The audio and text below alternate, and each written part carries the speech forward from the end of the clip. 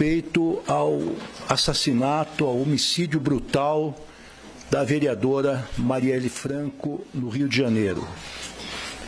Eu acabo de receber cópia do inquérito policial, da manifestação do Ministério Público Federal e da decisão do ministro Alexandre de Moraes, do Supremo Tribunal Federal, um conjunto de documentos que montam a mais de 500 páginas impressas, e eu acabei de ler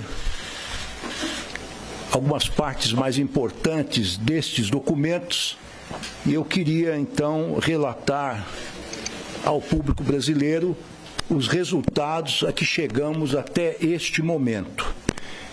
Eu quero dizer que este momento é extremamente significativo, é uma vitória do Estado brasileiro, das nossas forças de segurança do país, com relação ao combate ao crime organizado. E aqui é preciso exaltar o grande e relevante papel da Polícia Federal, aqui representada pelo doutor Andrei Rodrigues, que irá nos coadjuvar em eventuais questões mais específicas que surgirem depois de minha fala e no momento das perguntas. Trabalho exitoso que foi auxiliado pelo Ministério Público Federal e pelo Ministério Público do Rio de Janeiro. Esse trabalho, que ora se encerra, pelo menos neste ponto se encerra, até que venham eventualmente novos elementos, mas neste momento nós temos bem claro os executores deste crime, podemos dizer, odioso, hediondo, por ser um crime de natureza política, claramente política. A polícia, em suas investigações, identificou os mandantes e os demais envolvidos nesta questão. É claro que poderão surgir novos elementos que levarão, eventualmente, a um relatório complementar da Polícia Federal, mas, nesse momento, os trabalhos foram dados como encerrados.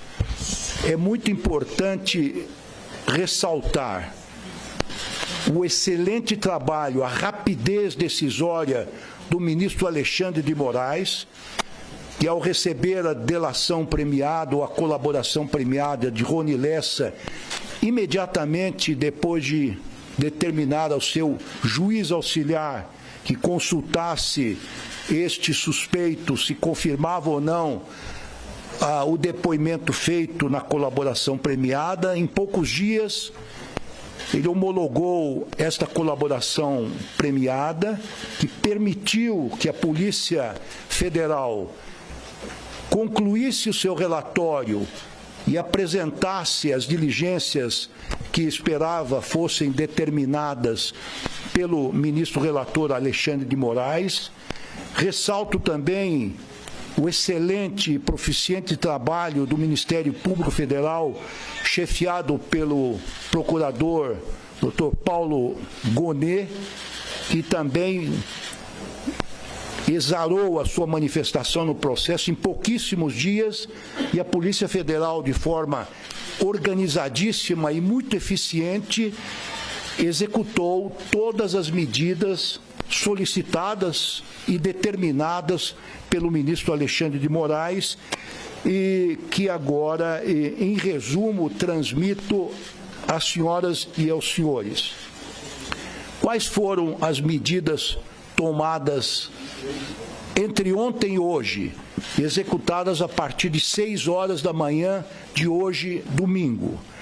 Foram as prisões de Domingos Brazão, conselheiro do Tribunal de Contas do Estado do Rio de Janeiro, a prisão também de Chiquinho Brazão, deputado federal, a prisão de Rivaldo Barbosa, ex-chefe da Polícia Civil do Rio de Janeiro e ex-chefe do Departamento de Homicídio, e foram determinadas algumas medidas cautelares diversas da prisão, não só com relação a esses 3 que se encontram já detidos em dependências da Polícia Federal no Rio de Janeiro, mas também foram alvo de medidas cautelares esses 3 presos e outras pessoas, quais sejam Érica Andrade, que é esposa de Rivaldo Barbosa, Giniton Lages, delegado da Polícia Civil e ex-chefe do Departamento de Homicídios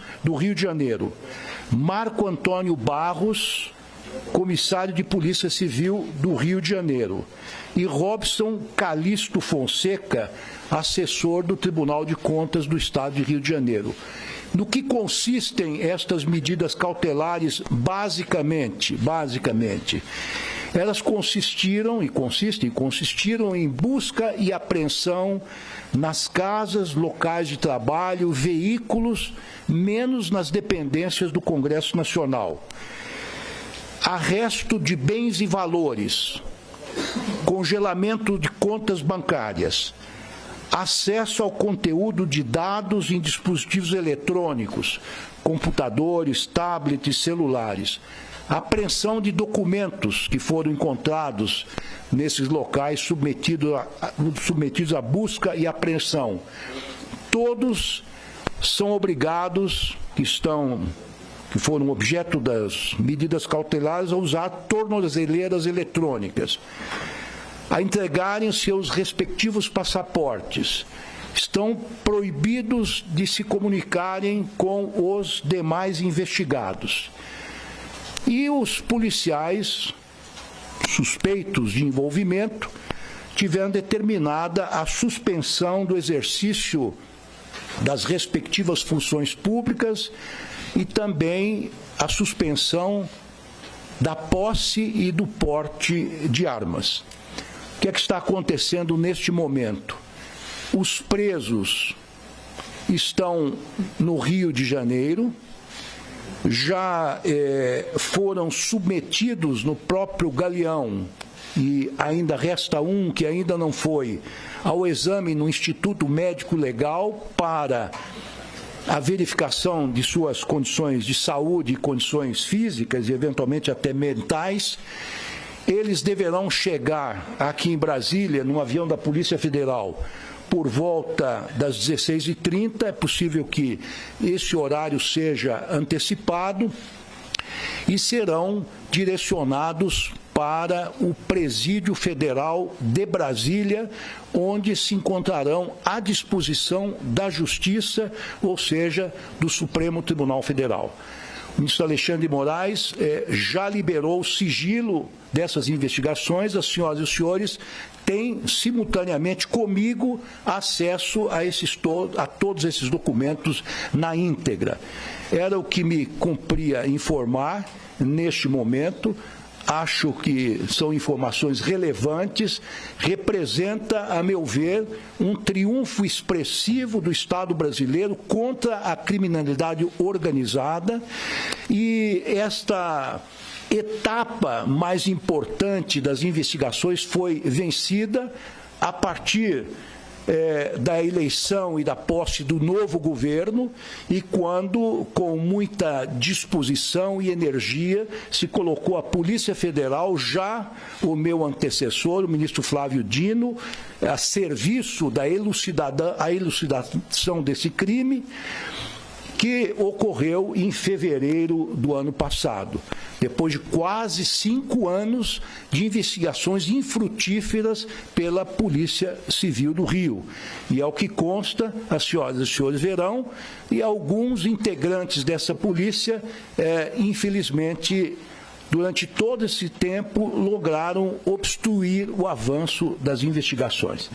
Então, isso mostra que o crime organizado não terá sucesso aqui em nosso país, porque temos uma polícia forte, efetiva, e as forças de segurança, e aqui é preciso também elogiar o papel da Senapen, sobretudo no transporte dos presos, foi excepcional, dizendo então que as forças de segurança no Brasil estão alertas, atentas e são estão suficientemente preparadas para enfrentar o crime organizado. Muito obrigado, me coloco à disposição de algumas perguntas de caráter genérico. O doutor Andrei, que chama aqui para o meu lado também, poderá responder algumas questões mais específicas do inquérito, que, como disse, tem mais de 500 páginas, o conjunto de documentos que acabamos de rapidamente analisar. Boa tarde, colegas. Abriremos para 5 perguntas, iniciando com o Túlio Amâncio, da TV Bandeirantes. Senhores, boa tarde aos colegas. Gostaria de fazer uma pergunta ao doutor Andrei, se for possível. Doutor, falando dos mandantes, eu gostaria de saber se para a PF isso já é uma questão resolvida. São os irmãos Brazão os mandantes ou há a possibilidade de ter outros mandantes? E eu gostaria de entender qual foi a motivação e o papel do delegado Rivaldo para atrapalhar as investigações. Se o senhor puder trazer detalhes disso também, acho que seria importante. Ok. Boa tarde a todos. São, acho que 3 perguntas, né? A primeira em relação à investigação e aos mandantes. Nós entendemos, e aqui eu gostaria de, em primeiro lugar, agradecer e parabenizar a nossa equipe do Rio de Janeiro, que fez um trabalho de excelência, com toda a dificuldade, né, do lapso temporal entre o ocorrido e o relatório final, assim como agradecer o apoio que o ministro Lewandowski tem dado para todo o nosso time nesse trabalho. De fato, a nossa conclusão é essa: esses são os mandantes do crime. Então, nesse momento, a Polícia Federal encerra essa fase da investigação, apontando não só os mandantes, mas também apontando aqueles executores e aqueles intermediários e que, de alguma maneira, têm alguma relação com o crime. E isso não anula, não invalida que eventuais outras ações possam ser adotadas a partir, inclusive, dessa etapa agora das apreensões, da análise de material que vai ser feito e encaminhado ao Poder Judiciário. A segunda pergunta é em relação à motivação. A motivação, ela precisa ser olhada num contexto. A gente não pode dizer, isso está nos relatórios, está na própria decisão, está nos autos, que houve um único e exclusivo fato.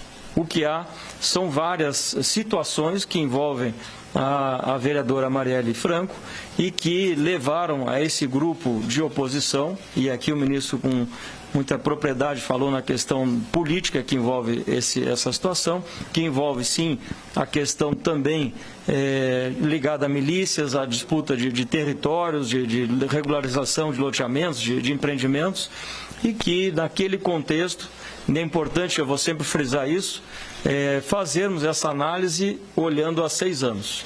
Né, onde havia um cenário e havia, portanto, essa disputa e que culminou com esse bárbaro assassinato, né, que projetou ainda mais toda a situação caótica lá do Rio de Janeiro naquele momento.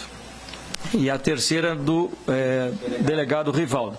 Eu, assim como ministro, óbvio que conheço um pouco mais dos detalhes da investigação, mas não me aprofundei nas 479 páginas, se não me engano, do relatório. Mas o que pode ser dito é que já antes do crime havia uma relação indevida desse que era então chefe da Delegacia de Homicídios e depois chefe de polícia para desviar, e isso não sou eu que estou dizendo, isso é um inquérito policial que apurou, desviar o foco da investigação daqueles que são os verdadeiros mandantes do crime. Então essa era uma atuação dessa pessoa, desse investigado no contexto do inquérito. Vamos agora com a pergunta de Vladimir Neto, TV Globo. Boa tarde, ministro. Boa tarde, doutor Andrei. Então, eu só queria reforçar a pergunta de que as buscas e as prisões de hoje, elas não significam o encerramento das investigações, que isso vai continuar.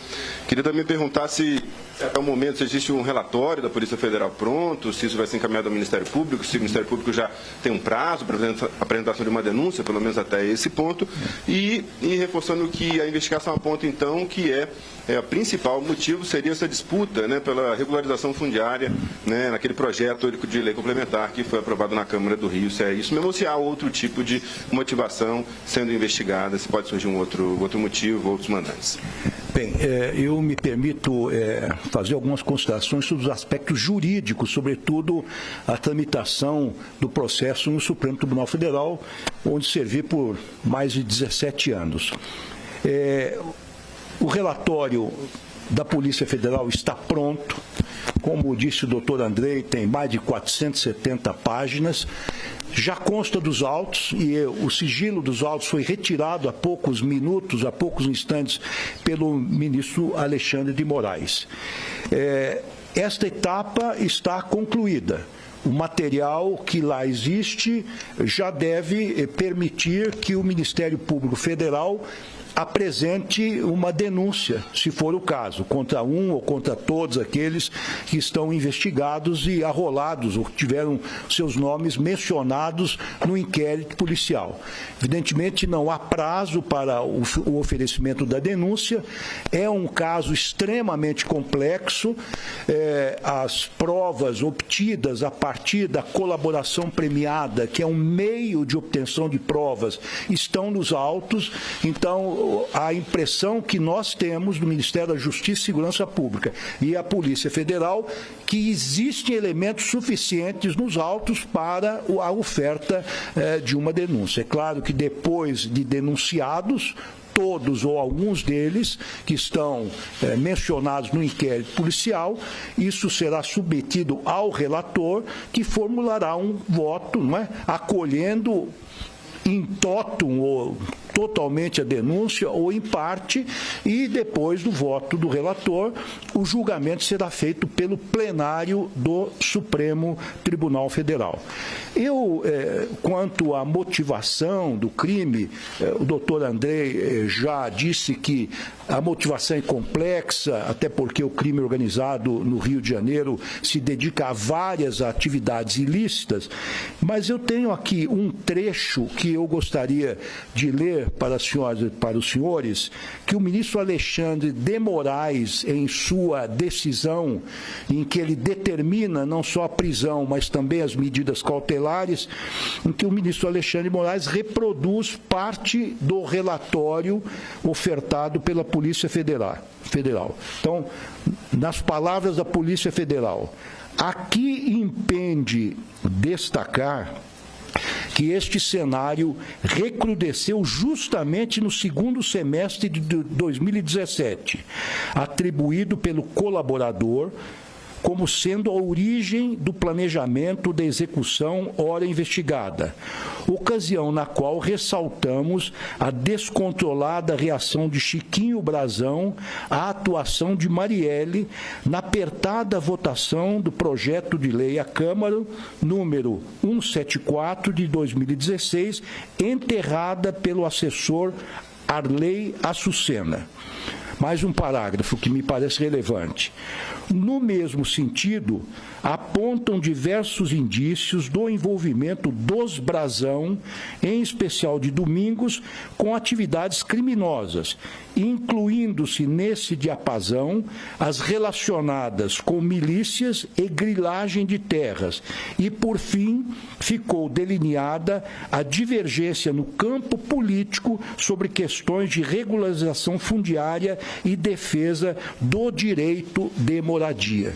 Me parece que de todo esse volumoso conjunto de documentos que recebemos, esse é um trecho extremamente significativo que mostra, pelo menos, a motivação básica do assassinato da vereadora Marielle Franco, que se opunha justamente a esse grupo que na Câmara Municipal do Rio de Janeiro queria regularizar terras para usá-las com fins comerciais, enquanto que o grupo da vereadora Marielle Franco queria utilizar essas terras para fins sociais, para fins de moradia popular. Vasconcelos Quadros, isto é. Ministro, o que eu queria que o senhor explicasse, se possível, o senhor ou o doutor André, é o que há nessa questão da motivação de relação entre eventuais intermediários e executores. Se há nome, se há um vínculo mais explícito, né? A investigação aponta dessa relação direta, inclusive com intermediários que foram assassinados durante esse percurso de tempo, nesses 5 anos. Então, não só as colaborações, mas também outros depoimentos, diligências que a equipe fez em campo para corroborar aquilo que foi delatado, apontam no sentido de participação, de vinculação, intermediação, fornecimento de meios, desfazimento de produtos, enfim, várias ações que mostram a relação direta dos intermediários com os executores e os mandantes. Eu não tenho de cabeça aqui nomes, né, mas certamente no processo, me lembro de um que foi executado, se não me engano, Macalé, foi executado durante esse período, mas enfim, aí eu não tenho aqui de cabeça os nomes. Vinícius Valfré, Estadão. Doutor Andrei, só para esclarecer, por gentileza, qual que é o peso das colaborações dos executores para essa investigação? E se a gente pode dizer que a atuação da vereadora em plenário, de fato, foi talvez o principal motivador do mandante dos executores? E também precisava fazer uma pergunta ao ministro Lewandowski, que é a seguinte, ministro: de 2018 para cá, o quadro geral de milícias e crescimento do poder paralelo no Rio de Janeiro se aprofundou. O que esse caso vai representar para o Brasil e também para a gestão do senhor no combate a organizações criminosas? Bem, eu respondo a essa última questão, depois passo a palavra ao doutor Andrei. O que este relatório policial e as longas investigações revelam, antes de mais nada, é o modus operandi das milícias no Rio de Janeiro, que é um modus operandi bastante sofisticado, complexo, que se espalha, infelizmente, por todo o Estado e por várias atividades. Eu tenho uma impressão que, a partir deste caso, nós podemos, talvez, desvendar outros casos, ou pelo menos seguir o fio de uma meada de um novelo cuja dimensão ainda não temos clara. Mas esta investigação é uma espécie de uma radiografia de como operam as milícias e o crime organizado no Rio de Janeiro e como há digamos assim, um entrelaçamento, inclusive, com alguns órgãos políticos e alguns órgãos públicos, que é algo realmente bastante preocupante. Doutor Andrei. Pergunta sobre o peso das colaborações, né? É o peso legal. Colaboração é um meio de obtenção de provas. Então, assim, nós recebemos, entendemos e trabalhamos sempre procurando corroborar tudo aquilo que é falado pelos colaboradores. E essa comprovação do dito tem vários instrumentos, várias ferramentas, inclusive uma colaboração corrobora muitas vezes o que é dito na outra. Outros depoimentos, trabalho de campo que foram feitos, enfim, a utilização do instrumento como ele deve ser previsto em lei. Então, tem um peso significativo, sim, mas com esse viés de obtenção de outras provas e comprovação de todo aquele cenário complexo, e é importante se dizer, uma investigação que nós passamos a atuar 5 anos após, e, portanto, com a aridez de provas, com a dificuldade, inclusive pelo bloqueio e pelo desvirtuamento da investigação inicial, né, que impediu vários dados que seriam fundamentais até para elucidar naquele momento, como câmeras de segurança, enfim, que não foi possível obter. Então, se utilizaram várias técnicas, várias ferramentas de investigação, com o peso que a lei oferece às colaborações premiadas. Tinha uma outra questão? Era isso, não? Com relação a se a atuação da parlamentar foi exatamente o que motivou os executores de mandato. Sim, o senhor tinha falado da atuação em plenário, né? Eu não sei se exatamente em plenário ou não, mas voltamos ao tempo, né? A vereadora faz parte de um grupo político antagônico a esse grupo que nós identificamos como mandante do homicídio e que, portanto, tinha contrárias vários vários contraditórios, né? Não só em plenário, mas na vida pública como um todo.